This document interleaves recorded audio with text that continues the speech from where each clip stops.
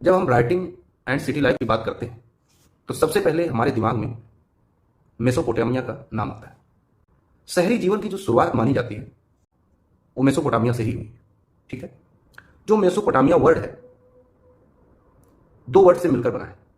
पहला है मेसोस, पहला है मेसोस और दूसरा है पोटामोस, है ना, पोटामोस या पोटामोस कहते हैं। ठीक है, जो मेसोपोटामिया क्षेत्र है ये दो नदियों के बीच का क्षेत्र है। पहली नदी दजला और दूसरी नदी फरात। दजला और फरात। देश की बात करें तो ये इराक देश में पड़ता है। कहाँ पड़ता है? इराक में। ये सभ्यता जो है इसको मेसोपोटामियन सिविलाइजेशन कहते हैं। ये अपनी एस्ट्रोनॉमी के लिए जानी जाती है, खगोल विद्या इसको कहते हैं। ठीक है, एस्ट्रोनॉमी के लिए जानी जाती है, अपने सिटी लाइफ के लिए जानी जाती है, शहरी जीवन के लिए जानी जाती है और अपनी प्रॉस्पेरिटी यानी संपन्नता के लिए जानी जाती है। ठीक, यानी अगर क्वेश्चन नहीं आता है कि इसकी खास बातें क्या है, ये अपने किन गुणों की वजह से पहचानी जाती है, तो उसका शहरी जीवन है, खगोल विद्या है, संपन्नता है, ये सारी चीजें आप बताएंगे। ठीक है, इसके जो दक्षिणी छोर पर आप जाएंगे, जब आप इसके दक्षिणी छोर को देखते हैं जो कि खासकर ज्यादा शहरीकृत था यानी कि अर्बनाइज था, उसे उस भाग को अक्कड़ या सुमेर कहते थे। क्या कहते थे? अक्कड़ या सुमेर। 2000 बीसी के आसपास, लगभग 2000 बीसी के आसपास जो बेबीलोन था, आपने बड़ा फेमस नाम सुना होगा बेबीलोन का। बेबीलोन प्रमुख शहरों में गिना जाने लगा, यानी कि विकसित हो चुका था 2000 बीसी के आसपास बेबीलोन। ठीक है, तभी से दक्षिणी शहर को यानी दक्षिणी एरिया को बेबीलोनिया कहा जाने लगा। क्या कहा जाने लगा? बेबीलोनिया। तो बेबीलोनिया किसके नाम पर पड़ा? बेबीलोन शहर के नाम पर ही वो एरिया बेबीलोनिया कहलाया। 1100 बीसी के आसपास जो उत्तरी छोर था उस पर असीरिया के लोगों ने कब्जा कर लिया और उसे असीरिया कहा गया। क्या कहा गया? असीरिया। यहाँ की सबसे पहली जो ज्ञात भाषा है वो सुमेरी भाषा है। कौन सी भाषा है? सुमेरी लैंग्वेज यहाँ की सबसे पहली ज्ञात भाषा है। ठीक है, लगभग 2400 बीसी, बिफोर क्राइस्ट की बात करें हम लोग, लगभग 2400 बीसी के आसपास वहां पर अक्कड़ियन लोगों ने अटैक किया, यानी अक्कड़ से लोग आए। तब से सुमेरी भाषा का स्थान अक्कड़ियन भाषा ने ले ली और अब सुमेरी की जगह अक्कड़ियन भाषा बोली जाने लगी। लगभग 1400 बीसी के आसपास अरामेइक भाषा का प्रचलन हुआ। किस भाषा का? अरामेइक। जब आप अशोक के शिलालेख देखते हैं, अशोक के शिलालेखों की बात करते हैं तो वहां कई लिपियों की बात होती है जिसमें अरामेइक, खरोष्ठी इन लिपियों का नाम आता है। तो उसी में से जो अरामेइक लिपि है 1400 वहां तो भाषा थी, 1400 ईसा पूर्व के आसपास वहां बोली जाने लगी। ये भाषा जो अरामेइक थी ये हिब्रू भाषा से मिलती जुलती थी। कैसे? हिब्रू भाषा से मिलती जुलती थी। जो मेसोपोटामिया की खोज है ये 1840 के दशक में शुरू हुई और वहीं से फिर आगे बढ़ती गई। उससे पहले बहुत ज्यादा प्रकाश यहाँ के बारे में लोगों ने नहीं डाला था, लोगों को यहाँ के बारे में बहुत ज्यादा कुछ पता नहीं था। ठीक, यहाँ के दो स्थल ऐसे बहुत ही फेमस स्थल हैं जहाँ काफी दिनों तक खुदाई होती रही, उत्खनन हुआ, जिसका पहले स्थान का नाम है उरुक और दूसरे स्थान का नाम है मारी, जिसके बारे में अभी आप आगे पढ़ेंगे। एक्चुअली हुआ ऐसा कुछ, यहाँ के बारे में लोगों को जानकारी कैसे मिली, लोगों को कैसे पता चला कि वहां पर कुछ है, वहां जाना चाहिए, वहां पता करना चाहिए, ये लोगों को कैसे पता चला?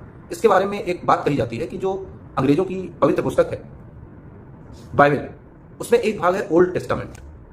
इसकी एक बुक है बुक ऑफ जेनेसिस। क्या है? इसमें एक भाग है बुक ऑफ जेनेसिस, जिसमें एक वर्ड आता है जिसका नाम है सिमार। क्या वर्ड आता है? सिमार, जिसका अर्थ होता है सुमेर यानी ईंटों से बना हुआ शहर। इसका अर्थ क्या होता है? सुमेर यानी ईंटों से बना हुआ शहर। अच्छा, अब क्या हुआ? जब बुक ऑफ जेनेसिस में सिमार जैसे शब्द का इस्तेमाल हुआ तो ये अंग्रेजों के लिए बहुत महत्वपूर्ण हो गया। और जब उन्होंने देखा कि आसपास कहीं सुमेर का नाम सुना तो उसकी तरफ दौड़ पड़े कि शायद ये वही स्थल होगा जिसके बारे में हमारे बुक ऑफ जेनेसिस में यानी ओल्ड टेस्टामेंट में यानी हमारे बाइबल में जिस शहर का वर्णन है, शायद ये वही शहर है। ठीक है, तो इसलिए अंग्रेजों की दिलचस्पी बढ़ी कि इसके बारे में जाना जाए और वहां पर उत्खनन शुरू हो गया। ठीक है, दूसरी बात यह कि जो यूरोपियंस थे वो इसको मेसोपोटामिया को या सुमेर को अपने पूर्वजों की जमीन मानते थे। वो सोचते थे कि यार ये तो मेरे पूर्वजों की जमीन है, इसको ऐसे नहीं छोड़ देंगे, इसके बारे में हम पूरी जानकारी इकट्ठा करेंगे और तब हम मानेंगे। तो उन्होंने एक जिद पकड़ ली कि हमें इसके बारे में जानना ही है, हमें खोजना है। अर्थात इसका मतलब ये हुआ कि पूर्वज सुमेर को या मेसोपोटामिया को अपने पूर्वजों की जमीन मानते थे, इसलिए उन्होंने क्या किया? इसके ऊपर उत्खनन शुरू किया और बड़ी तल्लीनता से उत्खनन शुरू किया। यानी वो चाहकर इसका उत्खनन कराना चाहते थे जिससे कि उनको अपने पूर्वजों के बारे में जानकारी मिले कि उनके पूर्वज कैसे थे, क्या सोचते थे, क्या पहनते थे, क्या करते थे, कौन सा बिजनेस करते थे, इन सारी चीजों के बारे में जानकारी लेने के लिए। और दूसरी चीज, इसको धर्म से भी जोड़ दिया, क्योंकि उनके बुक में बताया कि बुक ऑफ जेनेसिस में यह था कि सिमार नाम की कोई जगह होती है ना, या थी, तो इसलिए इन लोगों ने वहां पर उत्खनन कराना शुरू किया। ठीक है, हम लोगों ने जिन दो नदियों की बात की थी उनमें से पहली थी दजला और दूसरी थी फरात। इनके बारे में भी थोड़ा जान लेते हैं। जो दजला नदी है ये काफ़ी फेमस है और दुनिया के कई बेहतरीन शहर इसके, अभी तो वो बेहतरीन शहर थे पहले, अभी जब जब से अमेरिकन अटैक हुआ तो अभी उनका जो नक्शा है वो बदल चुका है, लेकिन वो बेहतरीन शहर जैसे मोसुल, जैसे बसरा, जैसे बगदाद, ऐसे फेमस शहर इस दजला नदी के किनारे बसे हुए, अभी बसे हुए हैं, लेकिन अब वो स्थिति नहीं है जो पहले हुआ करती थी। यह नदी टर्की के तोरोस पर्वतों से निकली। कहाँ से? यह नदी टर्की के तोरोस पर्वतों से निकली। दजला नदी एक जगह है जिसका नाम है कुरआना। क्या नाम है? कुरआना। इस जगह पर जाकर फरात नदी से मिल जाती है ना? किस नदी से मिलती है? यूफ्रेट्स से। दजला टिग्रिस, टिग्रिस नदी कुराना नाम जगह पर फरात नदी से मिल जाती है। ठीक है, और जहां पर ये दोनों मिलती हैं उस जगह का नाम हो जाता है सोतिल आब। क्या होता है? सोतिल आब। अब हम बात करेंगे मेसोपोटामिया और इसके कुछ भौगोलिक पक्षों पर बात करेंगे, कुछ इसके भूगोल ज्योग्राफी के बारे में हम लोग बात करेंगे। ठीक है, जैसा कि आप जानते हैं कि मेसोपोटामिया दो नदियों के बीच में पड़ता था, दजला और फरात की। तो जब नदियों के बीच में है तो वहां के आसपास की मिट्टी थोड़ी उपजाऊ होगी, क्योंकि वहां पर दो जलोढ़ मिट्टी होगी, है ना, एल्यूवियल सॉइल होगी, तो आसपास की मिट्टी जो होगी वो उपजाऊ होगी। पूर्व उत्तर क्षेत्र में आप देखेंगे, पूर्व और उत्तर क्षेत्र में आप देखेंगे तो हरे भरे मैदान मिल जाएंगे आपको। जैसा कि आप मैप में देखेंगे अभी आपको हरे भरे मैदान दिखाई पड़ेंगे। उसके थोड़ा सा दूरी पर जाएंगे तो आपको पहाड़ों की चोटियां भी दिखाई पड़ेंगी, स्वच्छ झरने, जंगली फूल, ये सारी चीजें बहुत अच्छे से वहां पर दिखाई पड़ती हैं, देखने को मिलती हैं। ऐसा माना जाता है कि 7000 से 6000 ईसा पूर्व बीसी के आसपास यहीं पर खेती की शुरुआत हुई। सर्वप्रथम खेती की शुरुआत यहीं पर हुई 7000 से 6000 बीसी के आसपास। और आगे आप देखेंगे तो उत्तर में स्टेपीज का नाम सुना होगा, घास का मैदान है, पाया जाता है, जो कि खेती के लिए नहीं, जो कि पशुचारण के लिए बहुत महत्वपूर्ण है। यानी स्टेपीज में लोग अपने पशुओं को बड़े आसानी से ले जाते हैं चराने के लिए, घास के मैदान होते हैं स्टेपीज, तो वो भी पाया जाता है। यहाँ पर सर्दियों में वर्षा होती है। कब वर्षा होती है? सर्दियों में वर्षा होती है, यानी ठंडक के महीने में बारिश होती है। बच्चों, जो मेसोपोटामिया का दक्षिणी भाग है वो रेगिस्तानी भाग है। कैसा भाग है? रेगिस्तानी। अच्छा, एक चीज मैं और बता दूं कि ये सारी बातें जो मैं कर रहा हूं ये मैं टोटल एनसीईआरटी बेस्ड बातें कर रहा हूं। जो भी मैं वर्ड्स बोल रहा हूं या जो मैं बात कहने की कोशिश कर रहा हूं ये सब एनसीईआरटी से ली गई। मैंने इसमें से ऐसी कोई अलग से चीज अपने मन से नहीं बताई है। तो जो मेसोपोटामिया है इसका जो दक्षिणी भाग है वो रेगिस्तान है, और ऐसा माना जाता है कि सबसे पहले शहरीकरण जो हुआ वो यहीं हुआ, और सबसे पहले जो लेखन कला का जन्म हुआ वो भी यहीं पर हुआ। ऐसा इसलिए कि ऐसा माना जाता है कि दजला और फरात नदियां जो हैं वो अपने साथ जलोढ़ मिट्टी, एलुवियल सॉइल को इस एरिया में लेकर आई। तो रेगिस्तान होने के साथ साथ यहाँ पर उन नदी द्वारा लाई गई मिट्टी से खेती करना आसान हो गया, और जब खेती लोग करने लगे तो एक जगह पर रहने लगे और धीरे धीरे वहां पर नगरीकरण संभव हो गया। एक्चुअली होता क्या है, जो फरात नदी है ये रेगिस्तान में 2 भागों में बढ़ जाती है, ये फिर 2 भागों में बढ़ जाती है, और जब ये 2 भागों में बढ़ती है तो ये नेचुरल नहर का काम करती है। जैसे आप नहर खोदते हैं तो नहरों के द्वारा सिंचाई होती है, लेकिन जब ये नदी या 2 भागों में बढ़ जाती है तो वो एक क्या हो जाता है, नहर का काम करने लगती है, सिंचाई करना और ज्यादा आसान हो जाता है। इसलिए जो प्रोडक्शन था वो सरप्लस हुआ, ज्यादा हो गया, है ना, तो ज्यादा हो गया तो लोगों के लिए आसान हो गया खेती करना, उससे चीजों को बचाना, और फिर जो बच जाता था, सरप्लस ही होता है जो शहरों के बनने के कारण में सबसे आगे रहता है। सरप्लस मतलब जो भी चीजें खाने पीने से बच जाए, जो लाभ बच जाए आपका, वो कहीं ना कहीं डेवलपमेंट में लगता है, और इस तरह से धीरे धीरे शहरों का जन्म हुआ। ठीक है बच्चों, जो फरात नदी है इसका उदाहरण आपको बाइबल में भी मिलता है और कुरान में भी मिलता है। फरात नदी के बारे में बाइबल में भी लिखा हुआ है और कुरान में भी इसका उल्लेख आता है। ठीक है, एक नदी और है मेसोपोटामिया में या उसके आसपास जिसका नाम है खाबूर। क्या नाम है? खाबूर, जो फरात की सहायक नदी है। तो अगर आपसे कभी कोई पूछे कि फरात की सहायक नदी कौन है तो उसमें आप कह सकते हैं कि खाबूर नदी फरात की सहायक नदी है। एक बड़ी ही इंटरेस्टिंग बात आपको बता रहा हूं कि एक वर्ड आपने सुना होगा, अल जजीरा, नाम सुना होगा, अल जजीरा। तो अल जजीरा, जजीरा मतलब होता है आइलैंड। क्या होता है? आइलैंड। और अल जो है वो अरेबिक या उर्दू में लोग, जैसे हम लोग दा का यूज करते हैं वैसे ही वो अल का यूज करते हैं, है ना, जैसे दा लैंड हम कह देते हैं, तो अल जजीरा उन्होंने कह दिया, मतलब संपूर्ण द्वीप, बड़ा द्वीप, सुंदर द्वीप, ऐसा करके उन्होंने अपनी बातें कही।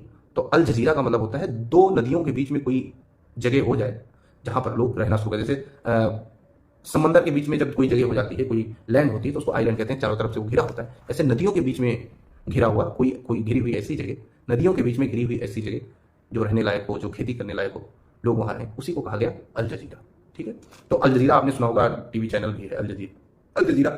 और बहुत उधर अरब की जो न्यूज़ है वो उस पर आती रहती हैं। ज़्यादातर अर्बन जो कंट्रीज़ हैं, अरब की कंट्रीज़ हैं, उन्हीं के बारे में वो न्यूज़ देता है। वैसे तो वो दुनिया के लिए खबर देता है, लेकिन खासकर उनकी न्यूज़ वो ज़्यादा देता है।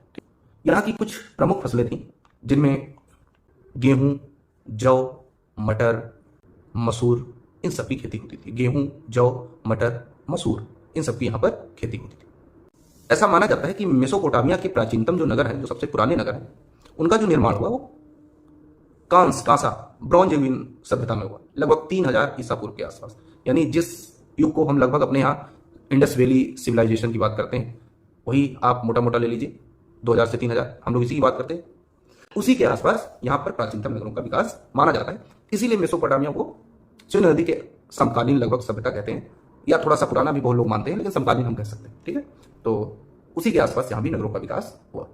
यहाँ के जो हथियार होते थे लोगों के, वो कांसे के ही होते थे। ठीक है, किसके? कांसे के। अब इंपॉर्टेंस ऑफ सिटी लाइफ, इसके बारे में थोड़ा सा हम लोग बात करेंगे।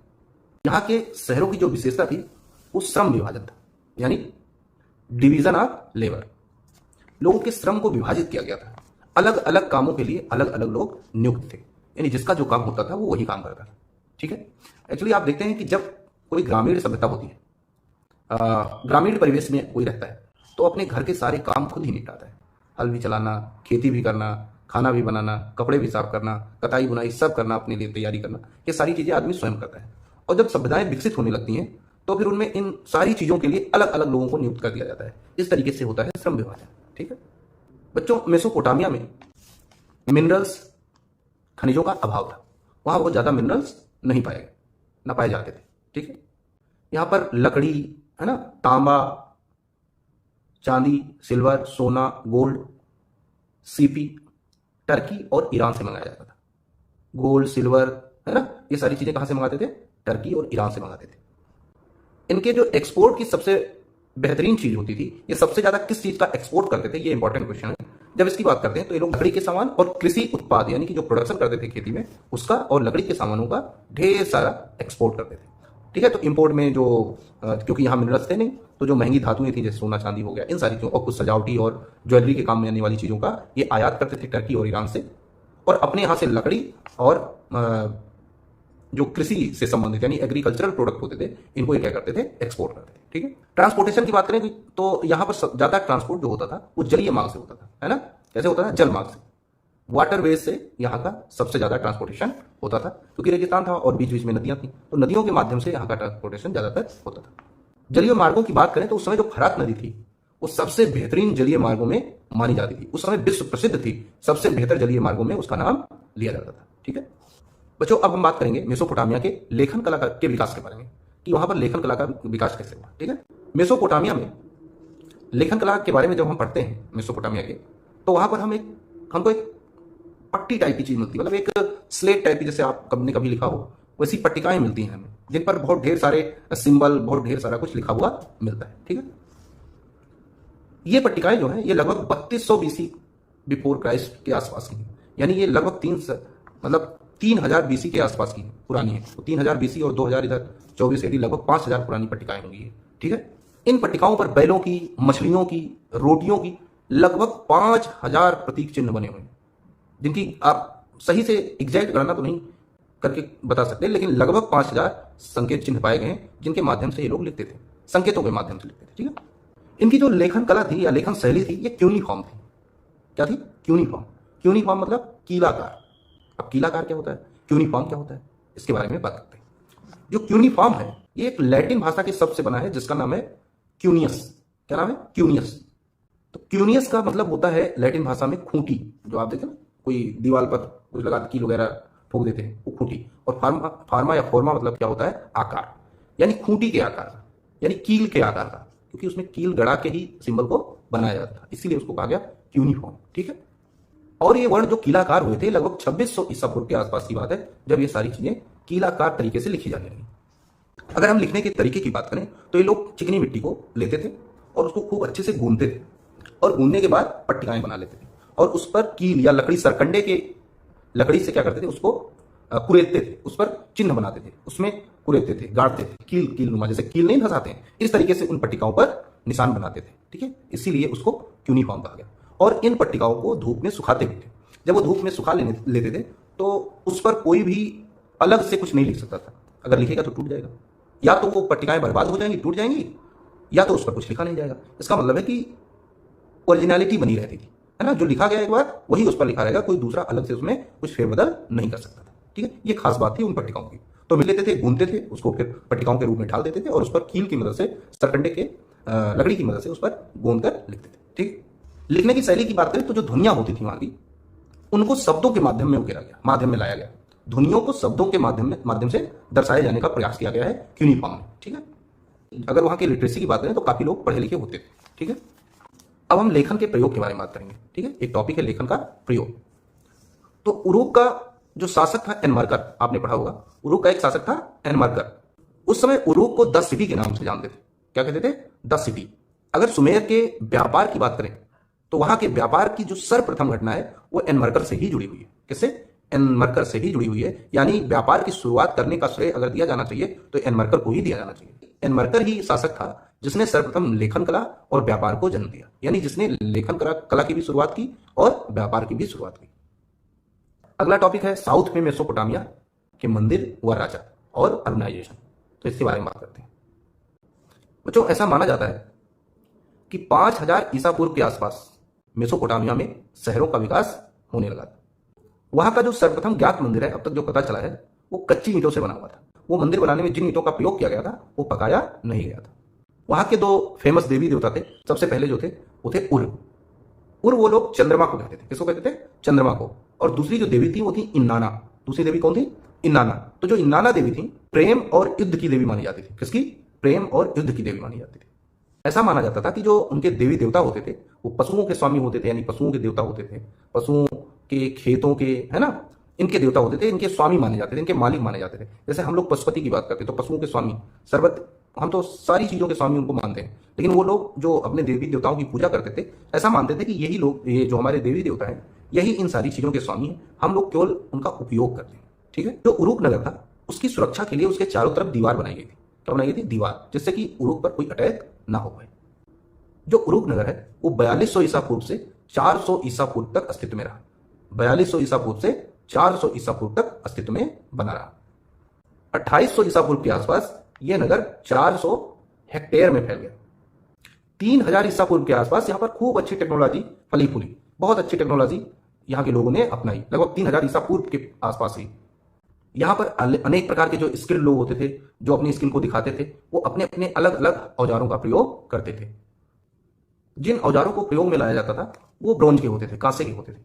यहाँ पर जो खंबे बनाने की शुरुआत हुई, जैसे घर बनाते हैं तो जो पोल हम लोग डालते हैं, बिम जिसको आप कहते हैं, तो सहतीर की बात करें तो यहाँ सहतीर, जैसे जब कोई चीज खड़ा करते हैं ना छत जिसके ऊपर टिकती है, तो सहतीर की यहाँ पर, क्योंकि लकड़ियों का उतना ज्यादा, मतलब मजबूत लकड़ियों का अभाव था, लकड़ियां थी लेकिन मजबूत लकड़ियों का अभाव था, तो यहाँ पर ईंटों के खंभे बनाए जाने शुरू हुए। कहाँ पर? यहाँ पर मेसोपोटामिया में।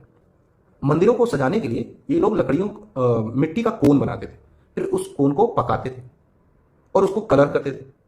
उन्हीं कोनों से ये मंदिरों को सजाते थे। अगर हम लोग टेक्नोलॉजी की बात करते हैं तो जो कुम्हार लोग अपने चाक का प्रयोग करते हैं, जिसके सहारे वो बर्तन बनाते हैं, सबसे क्रांतिकारी जो परिवर्तन था मेसोपोटामिया का, या सबसे क्रांतिकारी देन थी जो मेसोपोटामिया की, वो ये कुम्हार की चाक थी। ठीक है बच्चों, अगला टॉपिक होगा शहरी जीवन। उसके बारे में हम लोग दूसरे भाग में बात कर लेंगे। मिलते हैं अगले वीडियो में, तब तक इसको देखिए, समझिए, पढ़ते रहिए और मस्त रहिए।